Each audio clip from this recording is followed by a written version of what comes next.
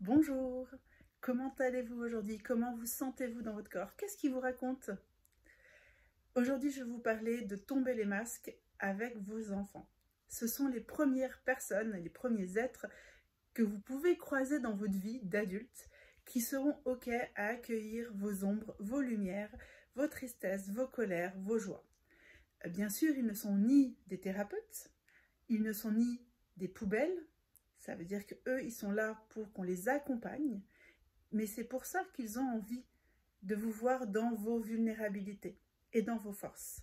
Pourquoi? Parce que les enfants se construisent à travers l'exemple et pas du tout à travers les sermons. Ils ont besoin de personnes qui vont leur montrer la vivance, les hauts, les bas, les difficultés. Ils ont besoin que vous communiquiez. Effectivement, imaginez que vous déversez de la colère un jour face à eux, ils peuvent se sentir perdus puisqu'ils ne sont pas matures au niveau émotionnel. Donc il faudra derrière ça remettre des mots, expliquer ce que vous avez vécu. Par contre, si vous éduquez vos enfants ou si autour de vous, vous transmettez une image où on peut parler des émotions, on peut parler de ce qu'on ressent, on peut dire aux enfants, sois toi-même, tu as le droit d'être imparfait, tu as le droit d'être gentil, en colère, tout ce qu'on leur autorise quand on veut choisir ou quand on choisit un chemin d'éducation bienveillante. Si vous faites que leur dire, mais que vous ne montrez pas vos propres vulnérabilités, c'est du sermon. Désolée pour ceux qui ça décevra, c'est pas grave, hein, il ne faut pas vous juger. Mais si vous dites à vos enfants ou aux enfants qui vous entourent, tu as le droit de pleurer, tu as le droit d'être en colère, mais que vous lui remontrez jamais de la tristesse, de la colère, de la joie, de la peur aussi, parce que la peur c'est vraiment une émotion, je me rends compte, qui est peu exprimée clairement. Eh bien, eux sauront dans leur tête, hein, intellectuellement ils vont l'entendre, mais intérieurement, est-ce qu'ils s'autoriseront à le faire puisqu'ils ne vous voient pas le faire? Voilà. Donc bien sûr, comme je vous disais, la posture du parent, de l'adulte, en tout cas de la personne référente, ça va être de mettre des mots derrière. On va réexpliquer, on va revenir sur ce qui s'est passé, on va dire pourquoi on a vécu ça.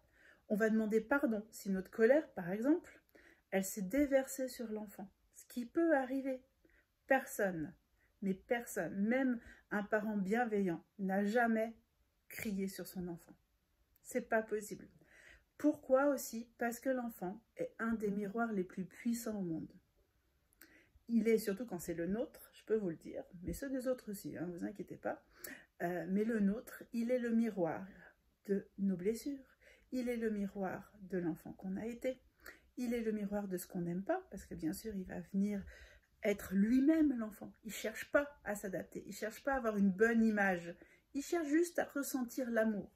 Il ne cherche pas à être aimé, il cherche à ressentir l'amour dans la relation.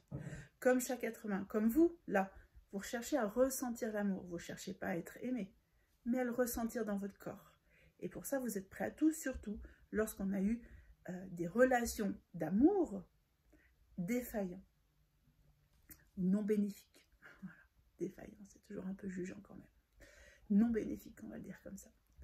Donc, vraiment, l'enfant, lui, veut ressentir l'amour. Et ça peut être n'importe quoi. Et quand vous criez sur lui, oui, il va se sentir agressé, il va se sentir humilié, rejeté peut-être, abandonné, j'en sais rien, suivant la situation. Par contre, si vous revenez, vous allez lui montrer qu'on peut être faillible, qu'on peut se comporter pas de la meilleure façon, pas toujours dans une façon d'adulte, mais qu'on est capable de revenir, de demander pardon, d'expliquer pourquoi, de montrer sa vulnérabilité, parce qu'on revient aussi sur ce qui s'est passé. Et du coup, on lui montre l'exemple d'être authentique, d'être vulnérable, de se tromper, d'être imparfait. Voilà. Donc, osez tomber les masques avec vos enfants. Si vous apprenez à le faire avec vos enfants, vous verrez, vous apprendrez à le faire avec les adultes. Vous verrez que finalement, c'est bien plus fun. Et que les adultes qui ne veulent pas jouer ce jeu-là, c'est des enfants à qui on n'a pas appris à être authentique, à exprimer ce qu'ils ressentent. Donc j'espère que cette vidéo vous inspirera en tant que parent, éducateur ou accompagnant d'enfants.